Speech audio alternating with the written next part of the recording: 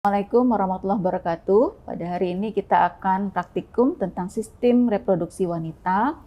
Yang akan kita pelajari secara aspek histologinya adalah ovarium, kemudian tuba uterina, uterus, serviks, serta vagina, juga termasuk nanti payudara.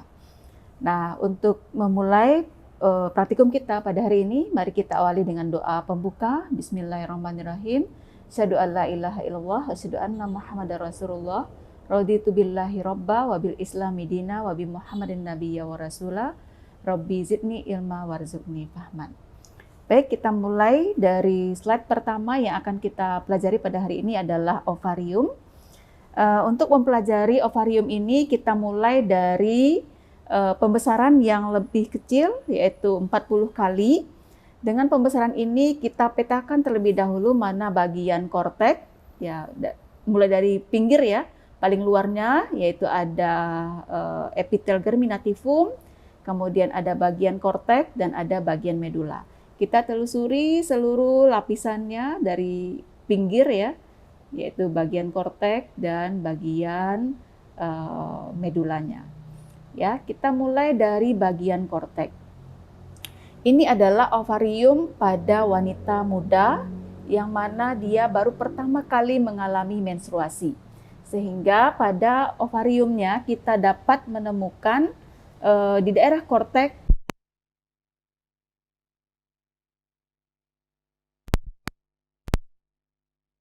yang sebagian yang mengalami atresia dan salah satu ada bangunan yang kita temukan yaitu corpus luteum. Yang ini bagian corpus luteum. Nah, untuk itu kita akan telusuri folikel dari yang pertama. Kita lanjut dengan mempelajari bagian luar dari ovarium. Yang pertama yang kita perhatikan adalah epitel germinativum yang berada di lapisan paling luar dari ovarium. Epitel ini terdiri dari epitel selapis kuboid. Selanjutnya di bawah epitel germinativum ini ada jaringan yang ikat yang disebut dengan tunika albugenia. Nah, perhatikan di sini di lapisan tunika albugenia ini terdiri dari sel-sel fibroblast yang nanti akan membentuk serat-serat kolagen tentunya. Dan di bawah itu akan kita temukan epitel primordial yang harus kita perhatikan ciri bukan epitel ya, ovum ya. Ovum pada tahapan primordial. Yang harus kita perhatikan ciri dari tahapan primordial ini adalah ovumnya atau oositnya dikelilingi oleh sel folikel yang terdiri dari epitel selapis pipih atau gepeng ya. Perhatikan ini selnya pipih. Nah, ini disebut dengan ovum pada tahapan primordial. Lalu tahapan berikutnya sebagian dari ovum ini ada yang sudah berada pada tahap folikel primer ya. Yang folikel primer cirinya adalah ovumnya dikelilingi oleh epitel selapis kuboid. Kita cari terlebih dahulu mana epitel yang selapis kuboid.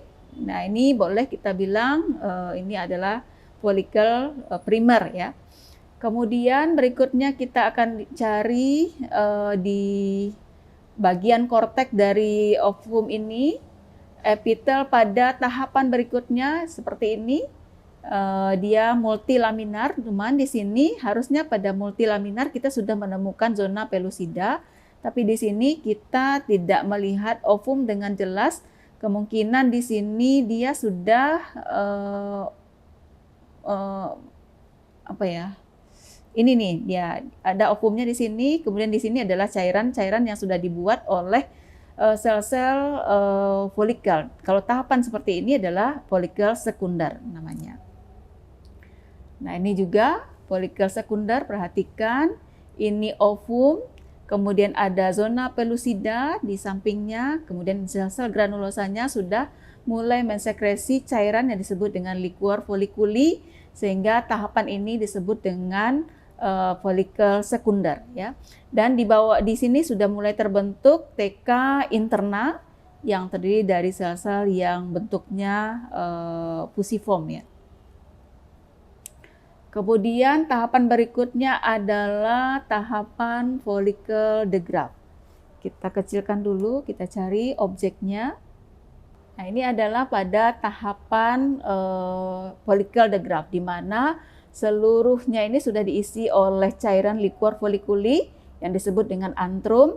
Kemudian ada corona radiata dengan cumulus oophorus, ini corona radiata dengan cumulus oophorus, dan zona pellucidanya sudah terbentuk sempurna seperti ini. Nah, ini follicle yang seperti ini akan sebentar lagi akan mengalami ovulasi. Dan biasanya dalam satu siklus menstruasi, salah siklus menstruasi itu ada sekitar 50 folikel yang akan berkembang karena pengaruh FSH. Namun mungkin yang akan mencapai matang seperti ini ada sekitar 5 dan yang akan mengalami ovulasi hanya 1. Nah, pada sediaan ini korpus luteumnya sudah terbentuk di sini.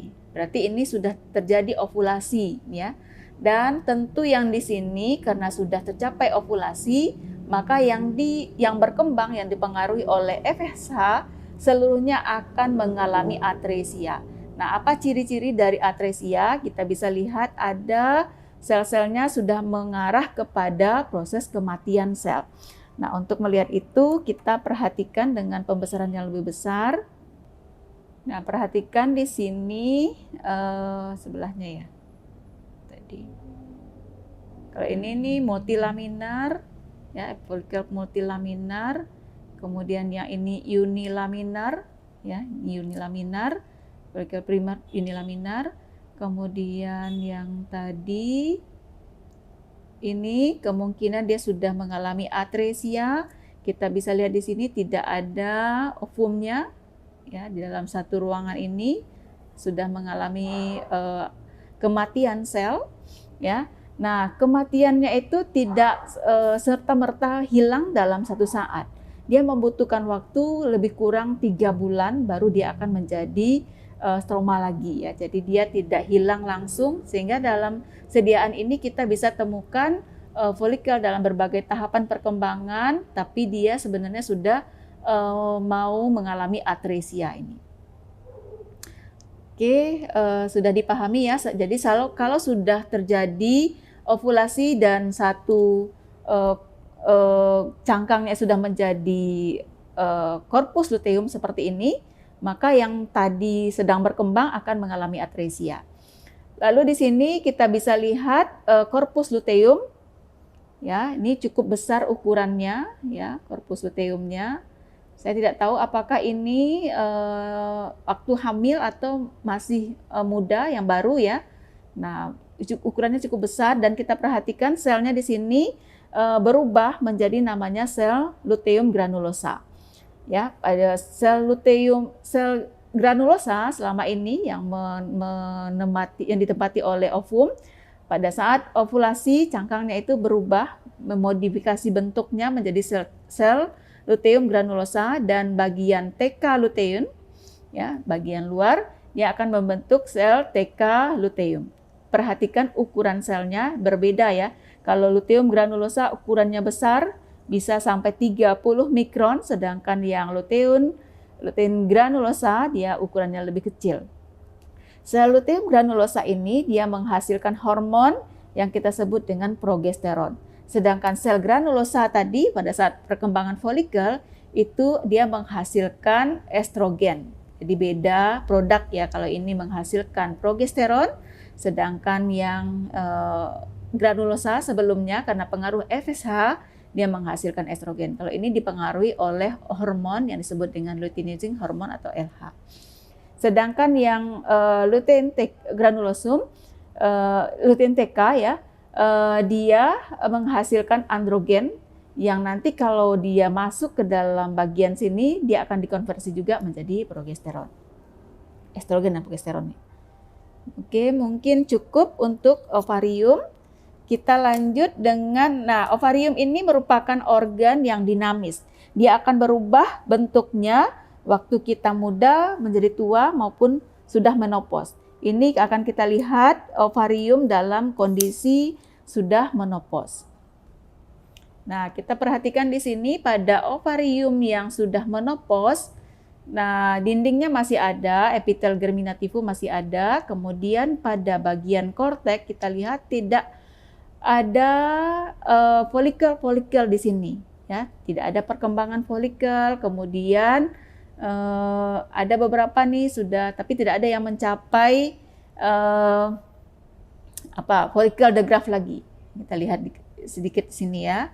Kemudian bagian medula masih ada, ya.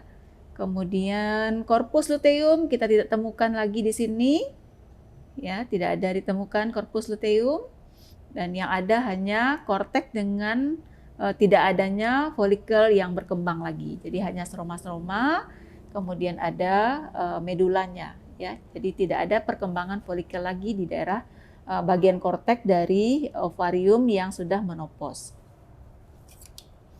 Oke, selanjutnya kita lanjut ke struktur berikutnya adalah tuba uterina.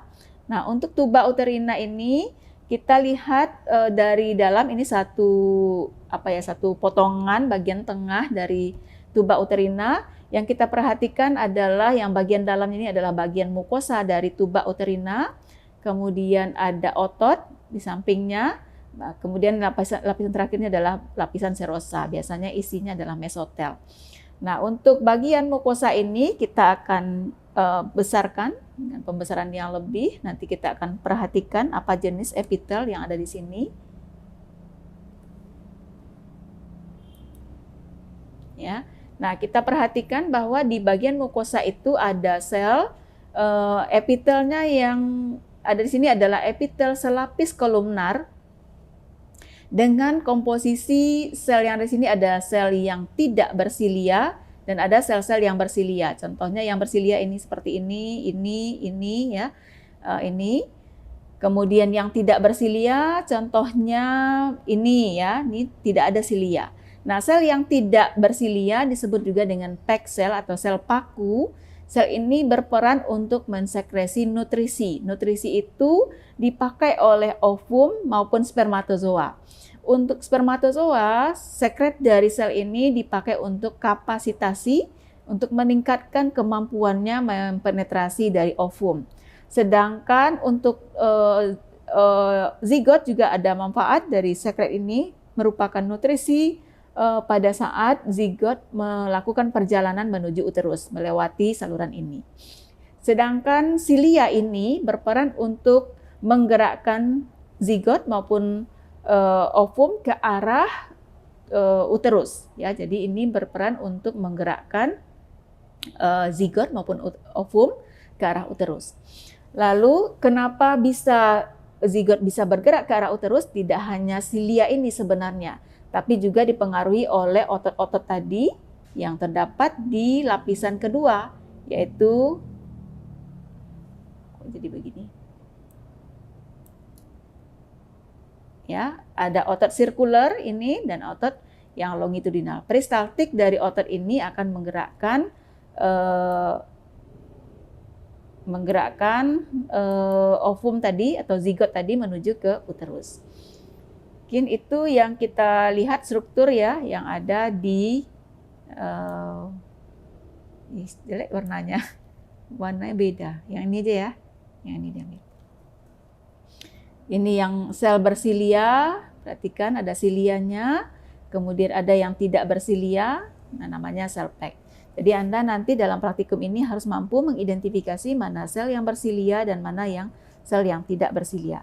Lalu yang di bawahnya ini adalah jaringan ikat longgar. Ya, biasa isinya jaringan sel-sel fibroblas dengan pembuluh darah, juga sel-sel limfosit dan monosit. Selanjutnya kita lanjut ke uterus. Ya, nah uterus juga mengalami berbagai tahapan perkembangan seiring dengan adanya siklus menstruasi tadi ya. Adanya perkembangan di ovum, di ovarium akan mempengaruhi kondisi yang ada di uterus. Nah, uterus kita mempelajarinya mulai dari lapisan yang paling dalam. Kita cari dulu lapisan paling dalam. Ya, ini paling dalamnya permukaan ya. Epitelnya terdiri dari epitel selapis kolumnar ya, dengan ada silianya dan tidak bersilia. Lalu ada di bawahnya adalah stroma, jaringan ikat. dengan lamina propria, tentunya dengan ada sel-sel monosit, limfosit, dan lain-lain. Lalu ini ada kelenjar uterina dengan bentuknya yang tubulus simplex. Jadi satu kelenjar itu ada saluran keluarnya langsung ke permukaan nanti. Nah, ini adalah pada tahapan perkembangan folikuler, di mana pada saat di ovarium terjadi perkembangan folikel, maka beginilah kondisi yang ada di endometrium dari uterus. Nah, endometrium dari uterus itu sebenarnya ada dua lapisan, ada lapisan fungsional sampai di sini, ya. Kemudian ada lapisan basal bagian bawahnya ini, bagian bawah ya, cukup tebal ya. Nah, ini baru ke miometriumnya, ya. Lapisan miometrium sebenarnya ada 3 lapisan, ada sirkuler, kemudian longitudinal, sirkuler, dan longitudinal lagi. Ya, ini lapisan ototnya yang 3 lapis Anda identifikasi. Terus ini tidak terpotong ke bagian serosanya. Dan di sini kita lihat ada pembuluh darah. Nanti pembuluh darah ini akan sampai di lapisan basal dari endometrium untuk memperdarahi ini dan memberi suplai nutrisi kepada endometrium. Oke, mungkin ini yang untuk fase proliferasi dari endometrium. Kita lanjut, kalau dia sudah mencapai progravid ya, menjelang ovulasi, ya kita bisa lihat sediaannya di sini. Nah ini endometrium menjelang ovulasi, kita besarkan. Nah ini epitel permukaannya, kemudian ada stromanya, ini kelenjar-kelenjar uterina tadi yang kita lihat ya. Nah, ini persiapan untuk menghadapi implantasi. Jadi kalau kondisinya seperti ini, dia sudah siap untuk menerima implantasi. Nah, kalau terjadi implantasi, maka epitel ini nanti akan berubah. Sel-sel ini akan berubah menjadi sel-sel desi-2. Kan kita lihat berikutnya ya. Ini lapisan endometrium. Dari sini ke sini ini endometrium. Kemudian ini miometriumnya, dan ini yang serosanya. Ya, bisa kita bedakan satu sama lain. Lalu kita lihat yang gravid. Ya, kalau terjadi kehamilan, maka di endometrium akan mengalami perubahan, terutama di daerah endometriumnya. Serta juga miometrium ya. Nah, ini. Oke. Nah, di endometrium akan berubah selnya menjadi sel-sel desi-2. Perhatikan bentuk selnya akan berubah menjadi sel-sel yang cukup besar ukurannya ya. Sel-sel ini sekarang namanya menjadi sel-sel desi-2. Oke, ini yang disebut dengan sel-sel desi-2. Perhatikan bentuk selnya bulat dengan inti di tengah, kemudian ukurannya cukup besar. Nah, sekarang namanya menjadi desi-2. Ya, ini sel-sel desi-2. Kemudian otot-ototnya juga mengalami perubahan, ukurannya akan menjadi bertambah banyak dan besar. Ini desi-2, ini masih desi-2, ini juga sel desi-2. Ya. Kemudian kita lanjut ke plasenta. Nah, di bagian endometrium akan terbentuk plasenta. Ya, nah untuk plasenta ini yang kita identifikasi adalah pertama tentukan dulu mana bagian anak, mana bagian ibu. Nah kalau bagian ibu terdiri dari sel-sel desi-2. Kita perhatikan di sini apakah ini sel desi-2 atau tidak. Perhatikan morfologi dari selnya.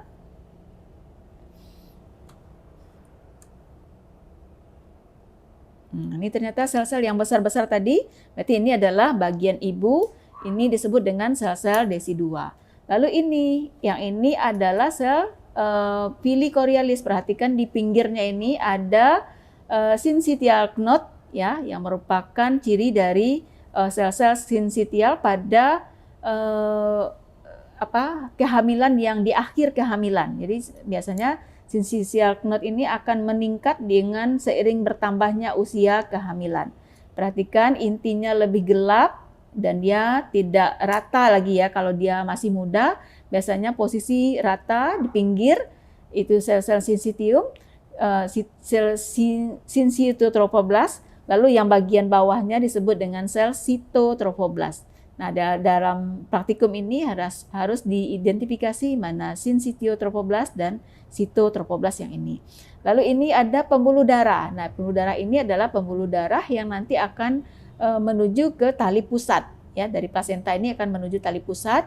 Nah, darah ini dipertukarkan dari darah ibu. Nah, darah ibu yang punya ibu tadi kan di daerah ini ya, berarti darah yang berada di sini nanti akan masuk ke dalam darah janin ini. Yang di tengah-tengahnya ini adalah mesenkim ya, jaringan mesenkim ekstra embrional. Oke, sudah bisa identifikasi plasenta. Nah, kalau kita lihat adanya syncytial knot ini menandakan bahwa plasentanya sudah menjadi tua. Mungkin itu yang kita identifikasi dari plasenta, ya, mengidentifikasi mana bagian anak dan mana bagian ibu sudah bisa kita tentukan. Lalu untuk selaput ketubannya kayaknya tidak terlihat pada sediaan ini, ya, yang ada hanya bagian anak dan bagian ibu saja. Oke, kita tidak bisa mengidentifikasi adanya selaput ketuban. Lalu kita lanjut dengan umbilical cord. Nah, tadi darah dari plasenta itu akan menuju ke umbilikus. Nah, umbilikus ini akan masuk ke embrio. Nah, di sini kita identifikasi mana vena dan mana arteri. Di umbilical itu ada 2 arteri dan ada 1 vena. 1 vena cirinya adalah lumennya lebih besar ya. Kalau arteri lumennya lebih kecil. Nah, ini arteri umbilicalis ada 2 dan ada 1 vena. Cukup. Lalu selanjutnya setelah kita tahu lapisan uterus, kemudian ada plasenta, kemudian ada umbilical, kita lanjut ke serviks. Nah, serviks uteri merupakan bagian bawah ya dari uterus, nanti yang akan menuju ke vagina, dan ini yang biasanya melebar pada saat proses persalinan yang kita ukur 1 sampai 10 cm. Kalau dia sudah melebar 10 cm baru biasanya kita siap untuk memimpin persalinan. Nah, yang kita pelajari di sini sebenarnya yang ini adalah memahami bagaimana bagian permukaan. Kita cari dulu bagian permukaan ya. Nah, ini bagian permukaan dari serviks, cuman di sini yang ada hanya epitel selapis kolumnar. Yang ektoserviknya tidak terpotong di sini. Jadi kita tidak bisa identifikasi ektoservik, yang ada di sini hanya endoserviknya. Jadi endoservik itu epitelnya adalah epitel selapis kolumnar ya, dengan di bawahnya ada kelenjar-kelenjar serviks. Nah, kelenjar serviks ini dia sebenarnya tidak ikut mengikuti siklus menstruasi, tapi sekretnya itu terikut ya dengan adanya berbagai perubahan hormon. Pada saat ovulasi, maka sekret dari kelenjar ini menjadi cair, tapi pada saat menjelang menstruasi, maka sekretnya akan menjadi kental. Itu dipengaruhi oleh kadar hormon estrogen dan progesteron yang disekresikan oleh ovarium. Nah, dia tidak ada berubah ya, dia tidak ada meluruh pada saat kita menstruasi, dia tetap utuh seperti ini, tapi sekretnya aja yang berubah. Lalu kita lihat di sini ada bagian yang berupa kista. Nah, kista yang ada di sini disebut dengan kista Naboti. Ya, Naboti ada 3 di sini. Ya, ini adalah sekret kelenjarnya ini yang tidak bisa keluar ke permukaan, jadi terkurung. Jadilah dia kista di sini. Oke, jadi sebenarnya yang wajib tahu adalah bagian ektoservik dan endoservik. Namun sediaan ini tidak menyokong untuk itu. Lalu di bawah ini di dalam serviks itu tidak terdapat hanya sedikit otot ya. Yang terutama dominan di sini adalah jaringan ikat ya. Yang ini nanti yang bisa melebar ya pada saat proses persalinan. Oke, selanjutnya kita lihat vagina.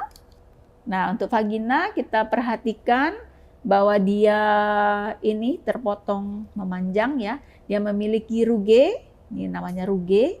Lalu di dalam di vagina ini yang kita perhatikan adalah epitel permukaannya berupa epitel berlapis gepeng tanpa keratin. Nah, sebenarnya permukaan ini selnya lebih kuat ya dan memiliki glikogen. Lalu di bagian bawahnya ini ada sel-sel basal, ada bagian sel-sel intermedianya yang bentuknya tidak gepeng tentunya. Lalu di bawahnya ada lamina propria dengan jaringan ikat longgar. Ya, kita besarkan. Ini epitel vagina tadi. Lalu ada otot di sini ya yang menunjukkan jalan keluar pada proses persalinan. Jadi otot ini untuk menentukan jalan keluarnya. Ya, kontraksinya mengarah ke mana. Jadi pada saat bersalin, kontraksinya ini akan mempengaruhi arah jalan keluar janin. Oke, mungkin cukup. Kita temukan ada banyak pembuluh darah ya di daerah sini. Ini pembuluh darah. Jadi pada saat proses persalinan, kalau terjadi luka, robekan sampai di vagina ini akan menimbulkan pendarahan, dan itu yang mesti kita jahit setelah kita menolong persalinan. Ini seperti ini pembuluh darah, ini pembuluh darah. Oke, selanjutnya kita lihat payudara. Nah, payudara juga akan mengalami perubahan pada saat yang tidak aktif ya. Tentu dia tidak ada memiliki ASI di payudaranya, yang ada hanya yang kita lihat ini ada bagian terminal, ada duktus-duktusnya saja, tidak ada alveolus. Ini non laktan ya, tidak aktif ya. Ini pada saat misalnya payudara anak gadis yang masih belum hamil ya. Nah, ini kondisinya cuma seperti ini. Beda lagi kalau masih bayi ya, tentu ini belum berkembang ya. Ini kalau dia sudah remaja, ini sudah berisi lemak-lemaknya, ada jaringan lemak, sehingga itu yang membuat payudaranya membesar. Ada jaringan lemak, ada jaringan ikat yang seperti ini. Nah, ini yang membuat ada massa di payudara. Nah, ini ada duktus, sudah ada duktus ya. Kemudian ini ada ini asinus tapi belum berkembang menjadi alveolus. Nah, pada saat dia menyusui, kita lihat ada terjadi perubahan. Asinus tadi akan menjadi alveolus. Menjadi seperti ini ya. Kita besarkan. Lalu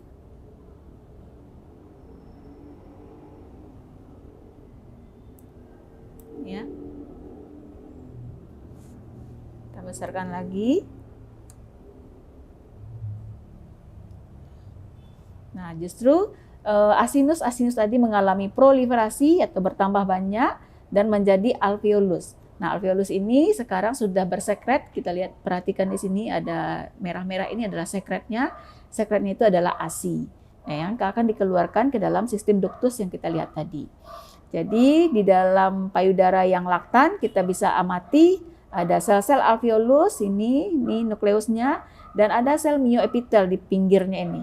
Nah, mioepitel ini dipengaruhi oleh hormon prolaktin ya, sehingga pada saat dia berkontraksi oksitoksin ya, pada saat dia itu akan menyebabkan dia berkontraksi, sehingga dia akan mengepres ya, mengecilkan alveolus ini sehingga ASI-nya akan keluar menuju duktusnya. Oke, mungkin itu ya bagian-bagian dari sistem reproduksi wanita yang kita pelajari. Jadi yang harus Anda identifikasi pada saat laktan, contohnya seperti ini ada ASI-nya, ada sel alveolusnya, ada mioepitelnya. Mungkin sistem duktus lebih gampang kita mempelajarinya dengan melihat yang non laktan tadi, karena di sini terisi alveolus semua, ini tidak ada terlihat duktusnya lagi karena ini paling ujungnya diambil.